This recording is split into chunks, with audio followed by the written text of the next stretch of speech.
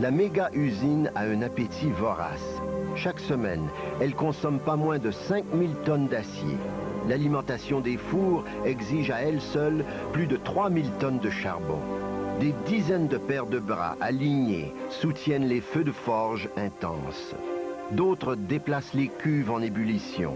Quelques braves manipulent la grue monstrueuse, transportant, à l'aide d'un rail de 50 mètres de largeur, des pièces de métal pesant plusieurs tonnes. Une véritable scène du film Les temps modernes de Charlie Chaplin, où le spectacle avait quelque chose de désolant et de fascinant à la fois. All aboard!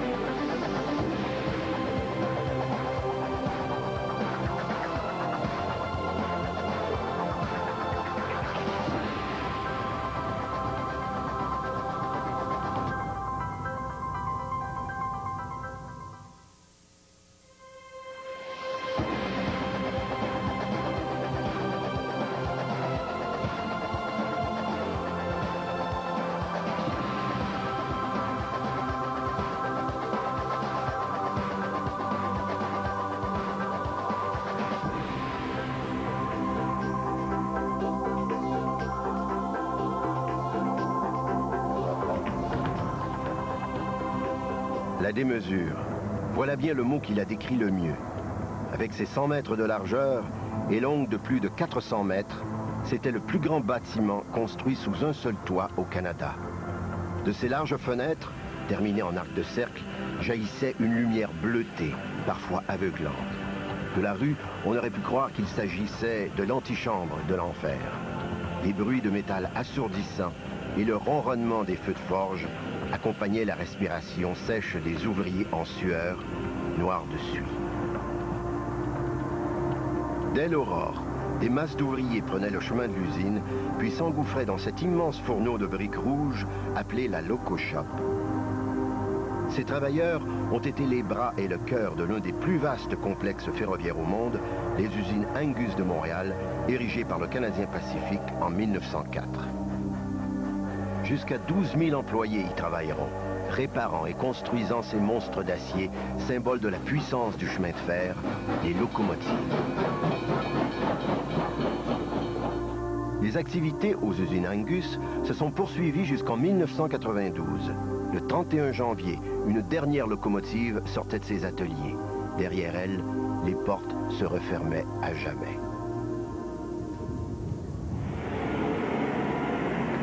Aujourd'hui, camions et pelles mécaniques creusent et retournent la terre de l'ancien complexe industriel. Là où s'alignaient rails et locomotives, maisons et condominiums s'érigent et occuperont bientôt l'immense territoire de 50 hectares. Seuls quelques noms de rues et les murs de la Loco Shop, toujours debout, nous rappellent son histoire.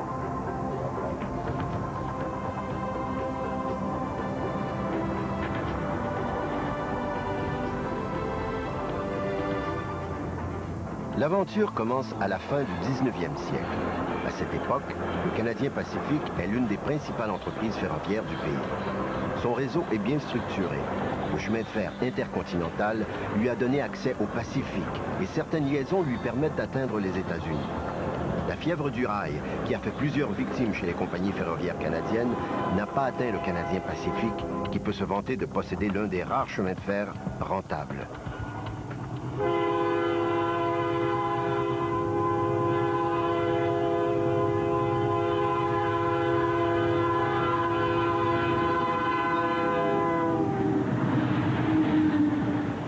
Les deux ateliers que la compagnie opère au Québec ne suffisent plus à la demande.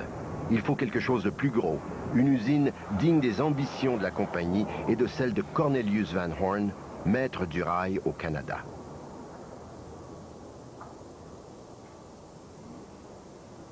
En 1904, la situation économique pour l'ensemble du Canada est positive. L'Ouest canadien a été développé grâce au CP, à ces programmes de colonisation dans ces régions-là. On est dorénavant avec une voie qui fonctionne bien et il y a une demande très forte pour les wagons et les locomotives. Et les anciens ateliers qui étaient sur la rue de Lorimier n'arrivent plus à fournir le matériel. À ce moment-là, il faut penser à concevoir des ateliers modernes pour être capable de produire, de répondre à la demande dans le domaine du trafic ferroviaire. Et c'est ici que ça s'est installé. Véritable ancêtre de nos actuels complexes industriels, Angus est plus qu'une usine. C'est le symbole d'une époque naissante, celle de l'ère technologique.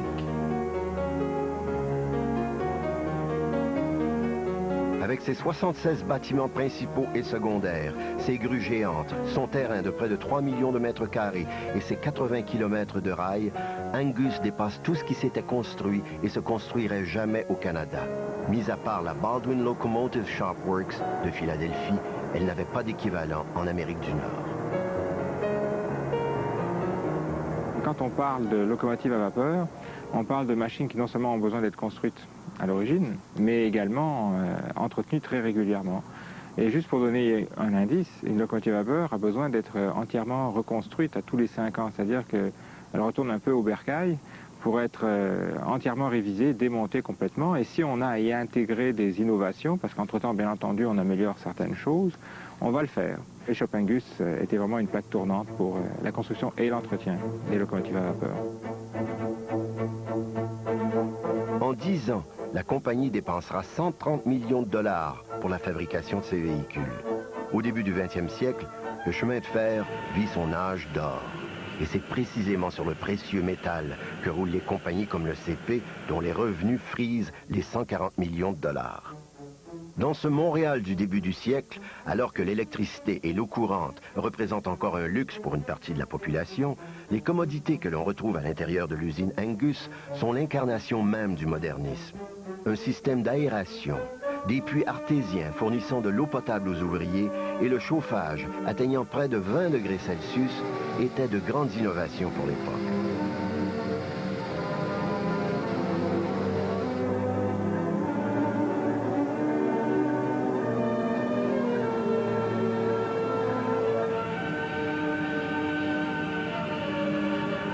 Un poste de pompier prêt à intervenir en tout temps, un magasin général et même un hôpital font partie de l'immense site Angus.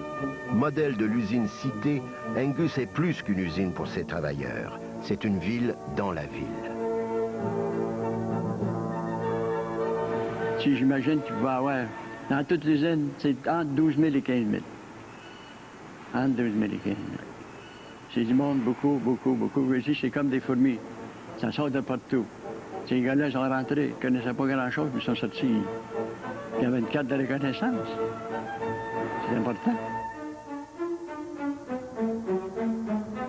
Les usines Angus furent érigées dans la partie nord-est de Montréal, tout près des voies du Canadien Pacifique, alors situées dans le quartier Hochelaga. L'arrivée du géant de l'industrie ferroviaire dans le secteur à peine développé de la Petite Côte, comme on l'appelait à l'époque, donnera naissance à un quartier unique, Rosemont. L'essor sans précédent que vivra ce coin de campagne se transformera en véritable ruée vers l'or pour 2 hommes, Ucall H. d'Endurant et Herbert Samuel Holt, alors ingénieur au Canadien Pacifique. Holt avait servi d'intermédiaire à la compagnie pour l'achat des terrains de la future usine. Les 2 hommes flairent rapidement la bonne affaire. Ils achètent 2500 lots de la terre de Crawford, un vaste domaine agricole situé immédiatement au nord des terrains de l'usine. D'Endurant vendit à lui seul des milliers de terrains aux ouvriers désireux d'y construire leur maison.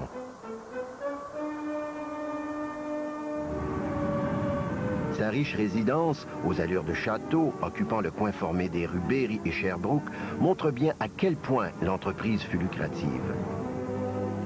C'est d'ailleurs en l'honneur de la mère de d'Endurant, nommée Rose Philippe, que le nouveau quartier fut baptisé Rosemont.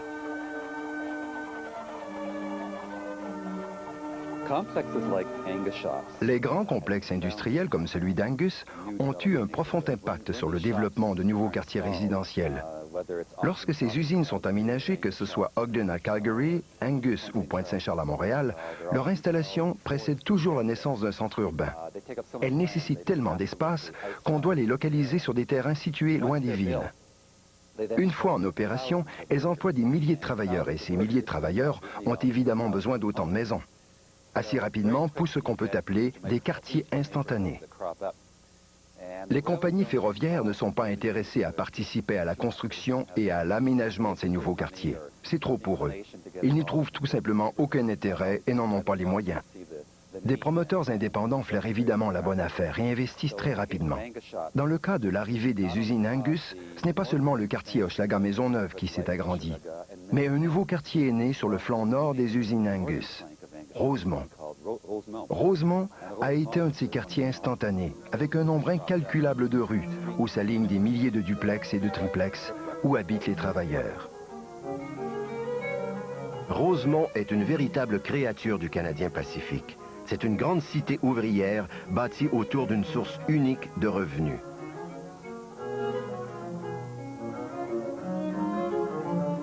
Certaines maisons d'employés sont construites à même le bois récupéré des wagons de marchandises.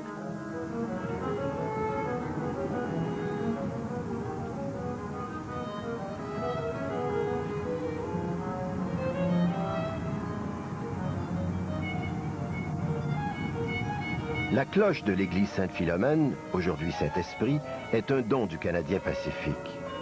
Elle fut construite en 1905. Pendant que les ouvriers canadiens-français bâtissaient leur chapelle, les cadres, les ingénieurs et les contremaîtres anglais font construire leur mitaine, prononciation francisée des meeting halls, désignant à l'époque les lieux de culte anglophones. Peu à peu, des institutions et commerces aux noms étrangers apparaissent. Attirés par les politiques d'immigration du gouvernement Laurier et des compagnies ferroviaires, des ouvriers de différentes nationalités, les Ukrainiens pour la plupart, viennent gonfler les rangs des employés d'Angus.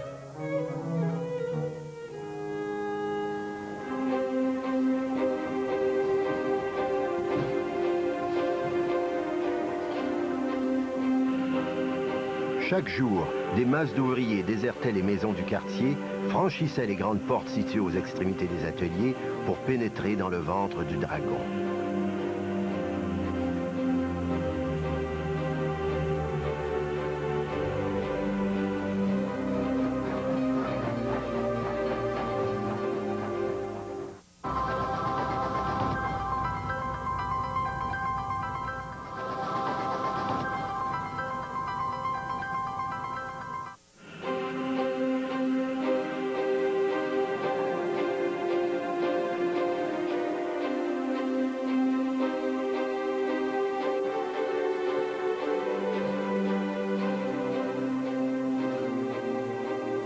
Ce bâtiment de briques sur l'actuelle rue Rachel encadre l'une des deux immenses portes qui donnaient accès à la cité industrielle. Elle débouche sur le Midway, artère principale traversant le terrain tout entier et véritable épine dorsale du complexe Angus. Les hommes, répartis en 15 corps de métiers différents, l'empruntent chaque jour avant de se disperser dans les différents ateliers où attendent leurs machines. La méga-usine a un appétit vorace. Chaque semaine, elle consomme pas moins de 5000 tonnes d'acier. L'alimentation des fours exige à elle seule plus de 3000 tonnes de charbon. Des dizaines de paires de bras alignés soutiennent les feux de forge intenses. D'autres déplacent les cuves en ébullition. Quelques braves manipulent la grue monstrueuse, transportant, à l'aide d'un rail de 50 mètres de largeur, des pièces de métal pesant plusieurs tonnes. Une véritable scène du film Les temps modernes de Charlie Chaplin, où le spectacle avait quelque chose de désolant et de fascinant à la fois. Les locomotives fabriquées aux usines Angus y sont construites de toutes pièces, du premier au dernier boulon. Le métal brut entre par une porte, par l'autre ressort une locomotive prête à être mise sur les rails. Pendant tout le processus d'assemblage, les éléments voyagent d'un atelier à l'autre sur un réseau de rails de près de 80 km de longueur. En ce début du XXe siècle, le travail à la chaîne naît. Il fera la fortune de plusieurs industriels, dont le père de l'automobile, Henry Ford.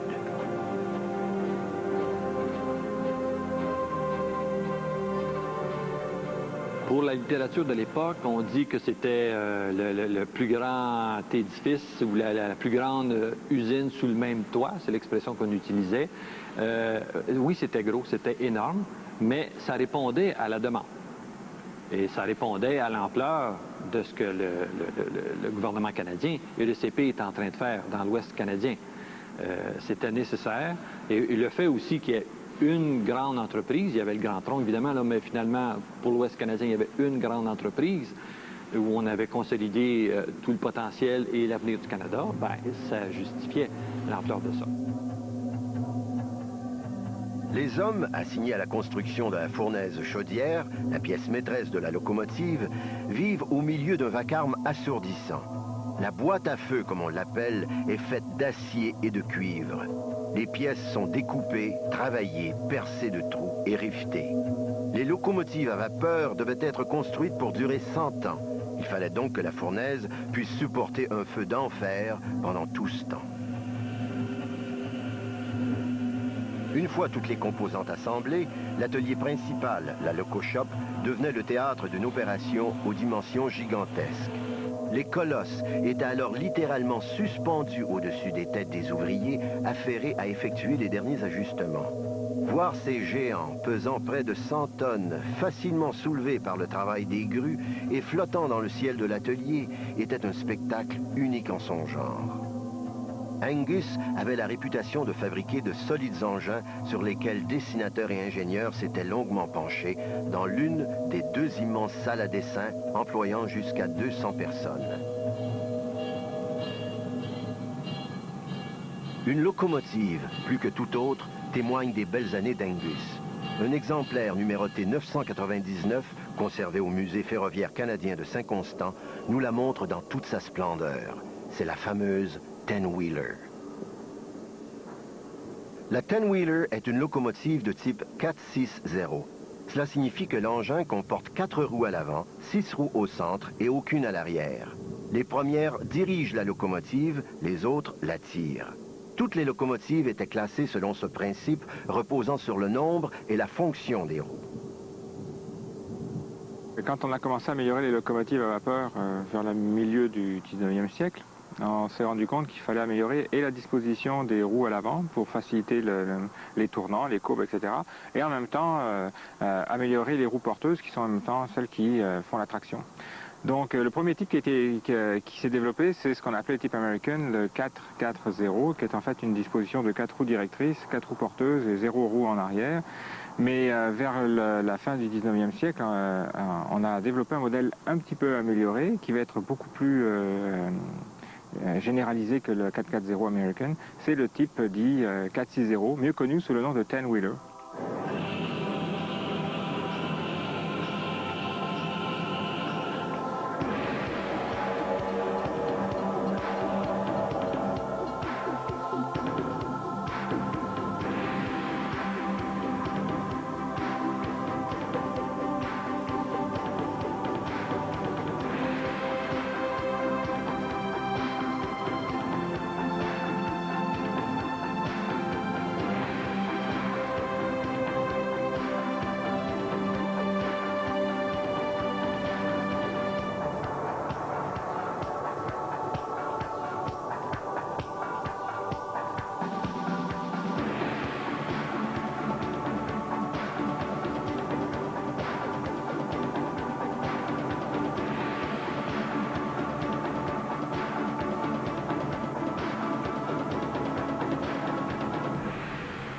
Alors, ce type-là va être très fabriqué à travers toute l'Amérique, d'abord aux États-Unis, puis ensuite au Canada.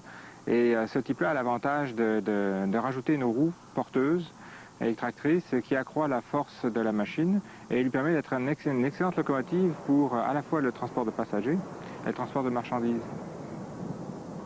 La première 4-6-0 fut construite en 1889 dans les New Shops, les premiers ateliers du Canadien Pacifique, alors situés rue Delorimier à Montréal. Cette machine, si caractéristique de l'époque de la vapeur, fut dessinée par Francis Brown, un jeune et talentueux mécanicien écossais qui donna aux locomotives du CP une signature distincte. Le type 10-wheeler va être un des types les plus populaires pendant très longtemps, au point que ce type de locomotive va servir jusqu'à la toute fin de l'ère de la vapeur. Bien sûr, par la suite, il va être remplacé par des modèles plus perfectionnés. Mais en règle générale, ce qu'on va finir par améliorer, c'est le bogie avant, qui est le bogie, en fait, on pourrait dire directeur, qui facilite donc la prise de courbe, en l'orientant vers seulement 2 essieux vers les locomotives de marchandises et 4 vers les locomotives de passagers. Mais pour l'instant, quand on parle de la 10-wheeler, il s'agit vraiment d'un des premiers modèles mixtes. Et par la suite, on va vraiment spécialiser les locomotives entre locomotives orientées passagers et celles marchandises. C'est donc, il va y avoir une grande spécialisation, mais en même temps, les 10-wheelers elles-mêmes vont rester une légende en soi, parce qu'elles ont vraiment été celles qui ont couvert toute la période de gloire de la vapeur. Dès le départ, les usines Angus avaient été pensées pour produire tout le matériel roulant nécessaire aux lignes du CP. La production allait bon train, mais les dirigeants étaient insatisfaits et réclamaient de meilleures performances de la part des travailleurs. 4 ans seulement après son ouverture, l'usine Angus a du sable dans l'engrenage. Le syndicat naissant ne plaît pas au patron. La grève apparaît inévitable. Toute cette agitation transformera la vie à l'intérieur de la grande usine. Elle servira de laboratoire à une nouvelle méthode de travail appelée taylorisme.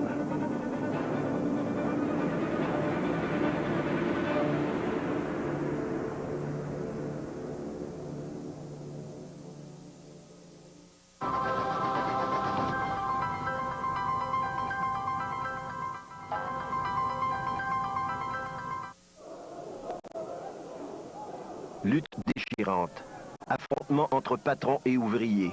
Certaines grandes grèves ont profondément marqué l'histoire syndicale québécoise. Au début du 20e siècle, un conflit déchirant allait écrire un chapitre important de l'histoire des mouvements de travailleurs et ralentir toute l'activité ferroviaire au pays.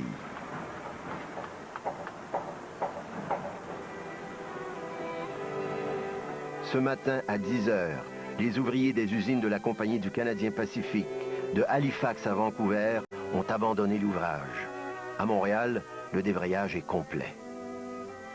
Le matin du 5 août 1908, les premières pages des journaux sont entièrement consacrées au conflit qui touche le monde du chemin de fer. L'annonce de la grève aux usines du CPR fit grand bruit. Elle menaçait de paralyser la plus importante industrie canadienne de cette époque.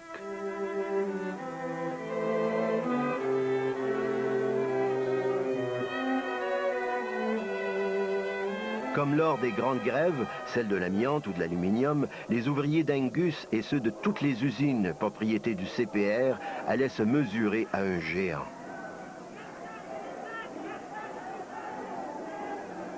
Avec ses 8000 travailleurs en colère, le monde ouvrier entrait dans une longue période d'affrontement entre patrons et syndicats. Un employé qui pouvait être soupçonné de vouloir syndiquer ses camarades, immédiatement perdait son emploi. Ça, c'est la donnée de base. Le syndicalisme n'était pas bienvenu. Mais tout de même, la syndicalisation va se faire. En 1908, on va avoir une grève importante aux ateliers Angus qui va durer 5 ou 6 mois et que le syndicat va perdre.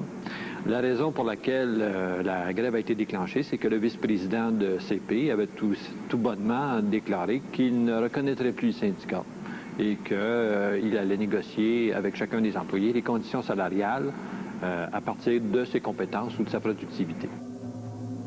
Lors d'un vote secret, 97% des employés expriment leur désaccord avec un rapport d'arbitrage qui, quelques semaines plus tôt, avait donné raison à la compagnie dans son désir de changer les règles du jeu. La réponse du Canadien Pacifique est cinglante. Pas question de négocier. Forts de leur nombre et de leur importance, les grévistes sont convaincus de leur pouvoir. C'était mal juger l'organisation et la puissance du roi du rail, Cornelius Van Horn. Près de la moitié des employés sont congédiés sur le champ. Des briseurs de grève prennent leur place sous les locomotives. 200 policiers engagés par la compagnie et avec droit de porter une arme avaient veillé à leur frayer un chemin. Pendant que d'autres s'appropriaient leurs tâches et leur gagne-pain, les grévistes touchent un maigre 5 $ par semaine de leur fonds de grève. C'est peu comparé aux 16 $ auxquels ils étaient habitués. Après quelques mois de grève, les travailleurs sont à bout de souffle. Le 6 octobre, les ouvriers reprennent le travail aux usines Angus. Les employés mariés sont les premiers rappelés, mais plusieurs travailleurs avaient perdu leur emploi, remplacés par les scabs qui, eux, avaient conservé le leur. Ce qui va se passer par la suite aux usines Angus aura un impact sur le travail des ouvriers pour des années à venir. Le conflit avait placé le Canadien Pacifique en position de force. La ligne d'orientation serait dorénavant claire, rationaliser les activités et augmenter la productivité. Un credo que des générations d'ouvriers, après ceux d'Angus, entendront de la bouche de leurs gestionnaires. L'usine Angus deviendra la première entreprise canadienne à adopter une nouvelle philosophie de gestion appelée Taylorisme, une idée développée par un ingénieur et économiste américain du nom de Frederick Taylor. Avec cette nouvelle mesure, fini le flânage. Dans l'usine, la notion de travail à la chaîne est poussée au maximum. Apparaissent les premiers véritables standards de production, le chronométrage des activités et les mots performance et rentabilité auxquels les travailleurs de tout le prochain siècle allaient maintenant être condamnés.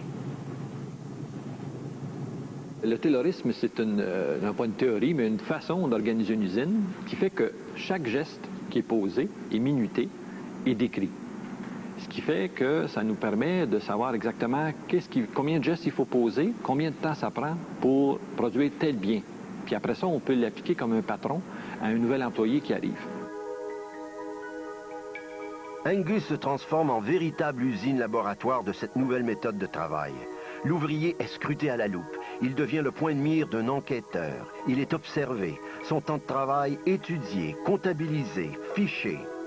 Les échéanciers sont de plus en plus serrés. Le calendrier de production est maître du temps. Méthode, outils, vitesse, ajustement, réglage, la séquence de production est découpée en rondelles, analysée, optimisée. Le One Best Way apparaît. Les ouvriers et leurs machines sont interchangeables.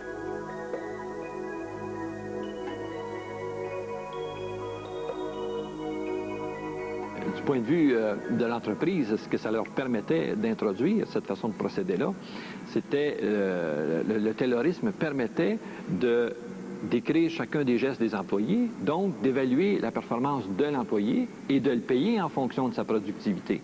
Alors ça changeait beaucoup les relations entre la compagnie et l'employé. C'était plus le syndicat ou la corporation professionnelle à laquelle était associé, la corporation de métier à laquelle était associé l'employé qui fixait les conditions et le salaire. C'était le travail de l'individu. Alors, si on dit que ça prend 2 minutes pour produire telle pièce, donc on peut en faire tant à l'heure, et que M. X en fait un petit peu plus, bien lui, on peut le payer plus. Alors ça a été pour la compagnie, dans un certain sens, un gain, parce qu'ils ont introduit cette façon de payer les employés qui déplaisait beaucoup aux syndicats. Après quelques années de ce régime, Vaughn, le directeur général de l'usine, se frotte les mains. La méthode a affaibli le syndicat et les économies se chiffrent en milliers de dollars. Mais en 1912, Vaughn met la pédale douce. Angus n'est pas une chaîne de montage classique. On répare plus de locomotives que l'on en construit. Les imprévus sont nombreux et un ouvrier capable d'improviser vaut souvent mieux qu'un travailleur réglé comme une machine. Cette tentative de taylorisation du travail a été plus ou moins efficace et un échec. Parce que définitivement, la façon de construire les appareils était tellement personnalisée finalement. On s'est rendu compte, même dans les années 60, où il y a eu une nouvelle tentative de normaliser le travail, que finalement, il fallait souvent dans le cours du travail que l'employé se fabrique un outil pour être capable d'aller rejoindre telle pièce ou l'organiser. Les appareils étaient tellement différents dans le détail, pas dans l'ensemble, mais dans le détail, que l'ambition d'en faire une façon organisée, comme on pouvait penser construire des automobiles sur des chaînes, c'était pas possible ici. À l'intérieur des murs, le moral des troupes est à la baisse. Le Canadien Pacifique réalise rapidement qu'une certaine harmonie doit revenir à l'usine. Les dirigeants se tournent vers un autre principe de gestion fort populaire de nos jours dans les grandes entreprises, l'intégration et l'identification du travailleur à son lieu de travail. Les ouvriers d'Angus jouiront alors d'un confort inégalé et qui fera pâlir d'envie bien des employés de notre époque. On construit pour eux un bâtiment entièrement consacré aux activités récréatives. Gymnase, douche, billard, quilles, terrain de volleyball et de badminton y sont aménagés. Les usines possèdent un cinéma, une salle de danse et de concert et une bibliothèque riche de 9000 titres. Angus est plus que jamais une ville dans la ville. Alors que la paix semblait revenir aux usines Angus, le monde se préparait à entrer dans l'une de ses périodes les plus troubles. Angus sera appelé à y jouer un rôle de premier plan. Les ateliers fonctionnent jour et nuit, mais les locomotives ne sortent plus des grandes usines. Chars d'assaut et obus ont pris leur place. C'est la guerre.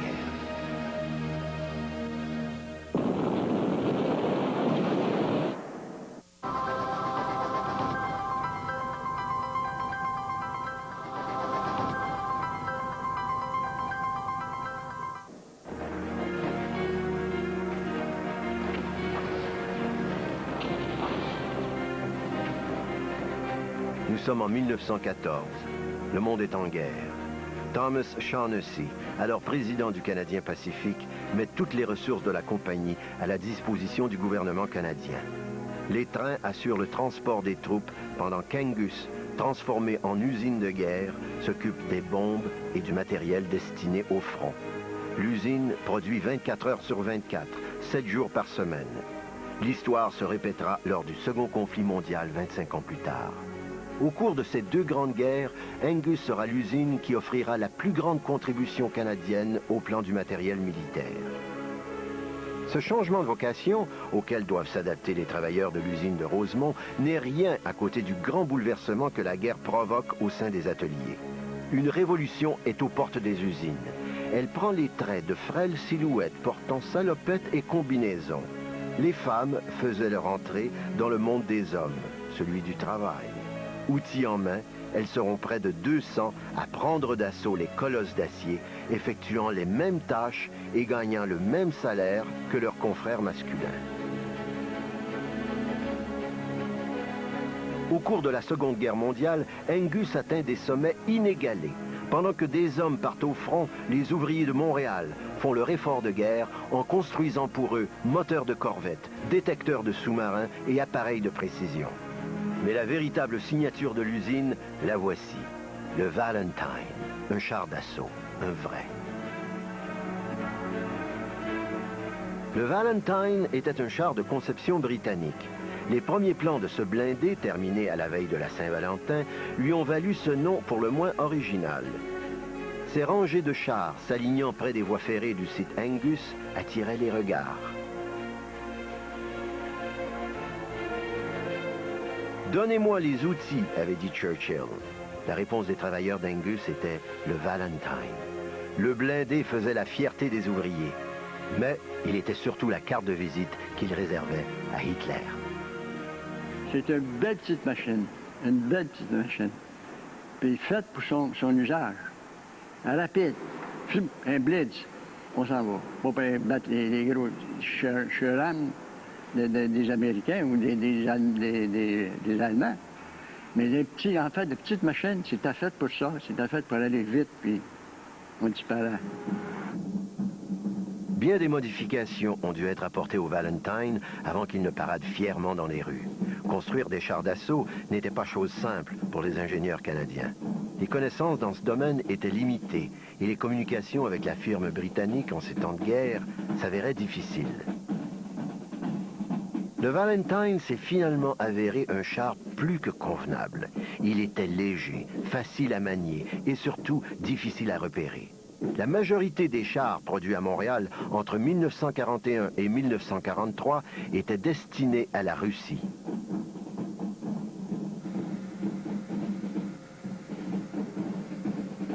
Le Valentine rendit de grands services à l'Armée rouge.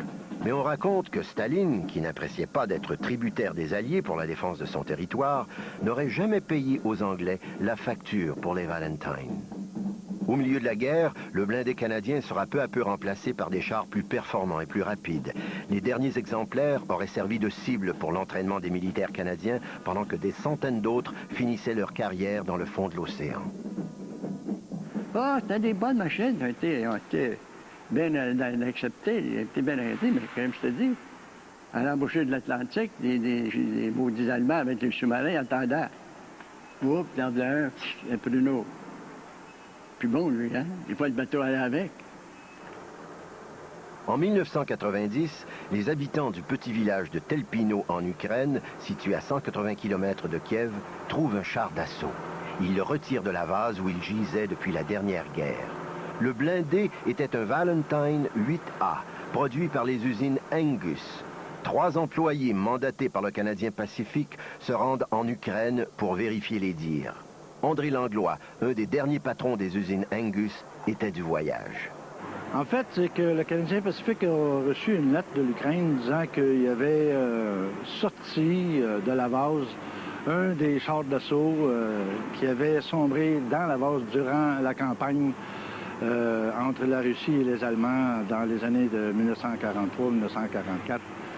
Et il y avait sur le tank, sur le char d'assaut, il y avait une plaque qui disait Canadien Pacifique. C'est de là que l'Ukraine a contacté le Canadien Pacifique et a demandé pour envoyer quelqu'un pour identifier le tank et le char d'assaut. Et on m'a demandé d'envoyer et d'accompagner une délégation qui était avec des employés qui avaient travaillé sur les tanks Valentine et d'aller faire une mission ni plus ni moins diplomatique et de voir sur place le tank Valentine qui avait été fabriqué aux Angus. Disons que son état était bon. Il avait été un peu amoché par les essais qu'on avait fait de le retirer de la vase. On peut s'imaginer avec l'équipement qu'ils avaient en main en Ukraine, on fait un peu de dommages, mais si on regarde l'état général du tank, il était en très bon état.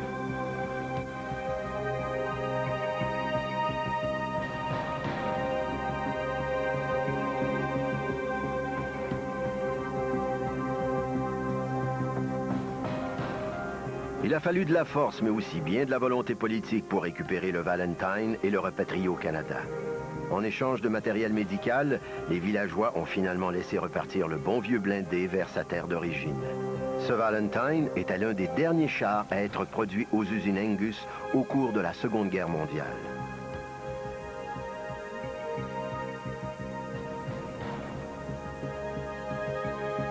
Les usines Angus avaient vécu leur meilleur jour. À la fin de la guerre, le monde est en fête. Mais l'arrêt des hostilités met également fin à une intense période de production industrielle. Ce sera le début du déclin pour la grande usine de Montréal. L'arrivée du diesel allait lentement la pousser vers la sortie.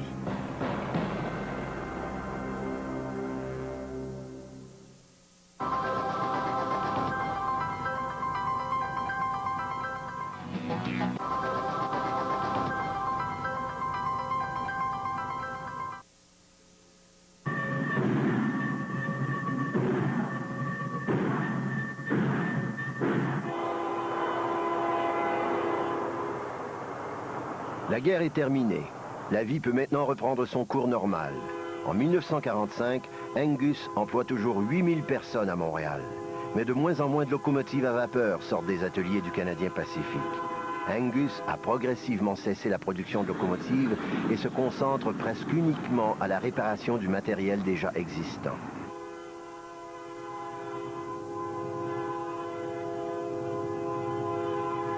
Pendant la première moitié du XXe siècle, la vapeur n'avait pas connu de réelle concurrence. Dans les années 20, il y avait bien eu quelques essais de locomotives alimentées au diesel, mais elles manquaient de souplesse et ne fonctionnaient qu'à plein régime. La suprématie de la vapeur ne faisait encore aucun doute. La Selkirk fut un des derniers modèles de locomotive à vapeur construits au Canada. Cette solide machine qui filait à vive allure allait pourtant bientôt finir sa course. Il y a un modèle qui va être développé spécifiquement par le Canadien Pacifique. C'est le modèle dit type Selkirk, que les Américains appellent Texas. mais qui est une machine extrêmement puissante, orientée pour le trafic de marchandises. Donc ses roues ne sont pas très hautes pour faciliter la force de traction. Mais en même temps, ce qui en fait les caractéristiques principales, c'est que c'est une des machines les plus performantes qui va réussir vraiment à faire un travail considérable. Donc en même temps, elles sont à la fois le summum technologique pour le Canada des locomotives à vapeur, elles sont les dernières, mais en même temps, elles ont été un peu comme les dinosaures, elles ont connu une fin assez abrupte et qui s'explique par l'arrivée d'un tout petit animal, dans ce cas-ci la locomotive diesel électrique.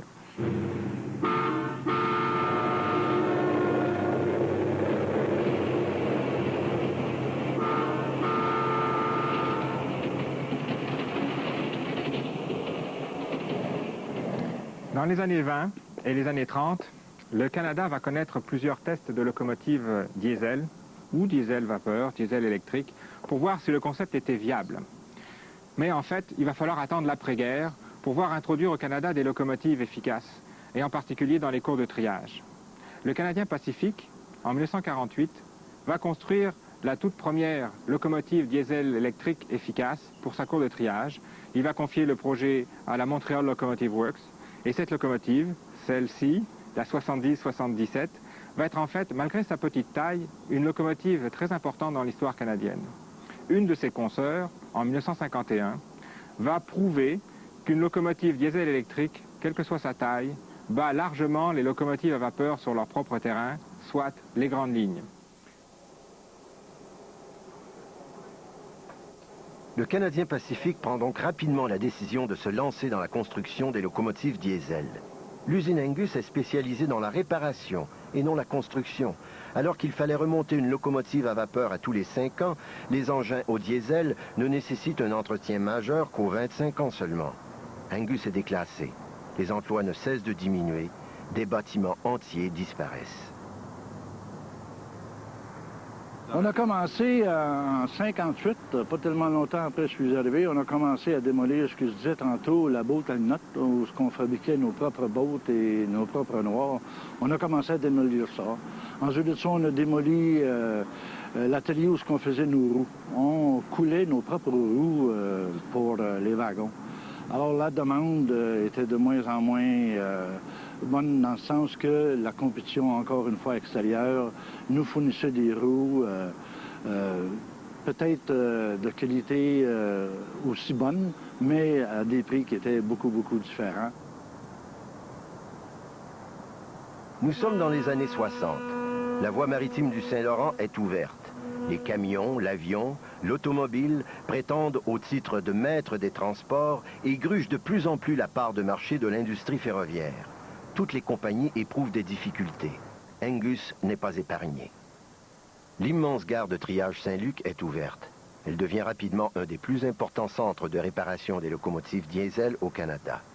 Angus tente de reconvertir ses installations pour suivre la tendance, mais il est déjà trop tard. La démolition de plusieurs ateliers se poursuit. Les emplois sont en chute libre et disparaissent au même rythme que tombent les murs. Angus disparaît peu à peu. Dans les années 70, on s'interroge sérieusement sur la vocation et l'utilité de ces immenses terrains de près d'1 million de mètres carrés inutilisés et pratiquement abandonnés au cœur de Montréal. L'avenir d'Angus est plus que jamais menacé. Les travailleurs s'accrochent, refusant de voir disparaître leur usine et un maillon important de l'économie locale. La mort d'Angus semble inévitable.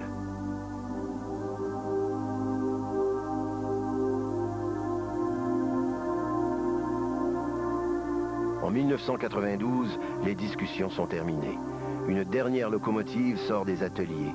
Impuissants, les quelques centaines d'ouvriers qui ont conservé leur emploi assistent aux dernières heures d'Angus.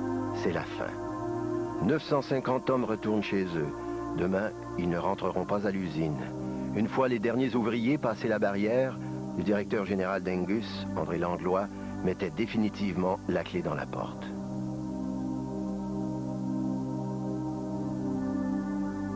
C'est une journée qui va rester longtemps gravée dans ma mémoire. C'est triste, bien entendu. J'ai été comme élevé ici, si on peut dire, j'ai appris mon métier ici, j'ai appris le métier de manager ici.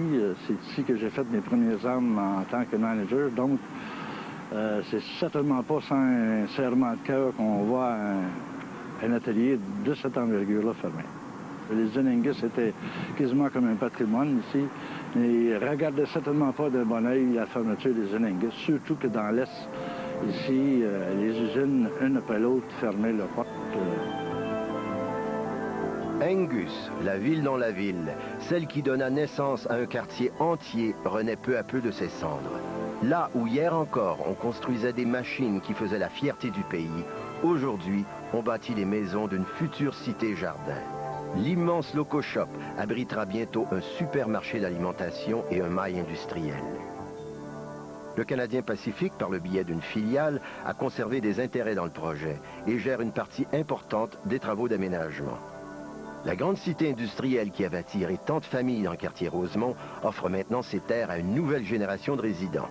Dans cet espace, redevenu désert, le souvenir de la grande époque ferroviaire canadienne et celui de ses bâtisseurs demeurent à jamais inscrits.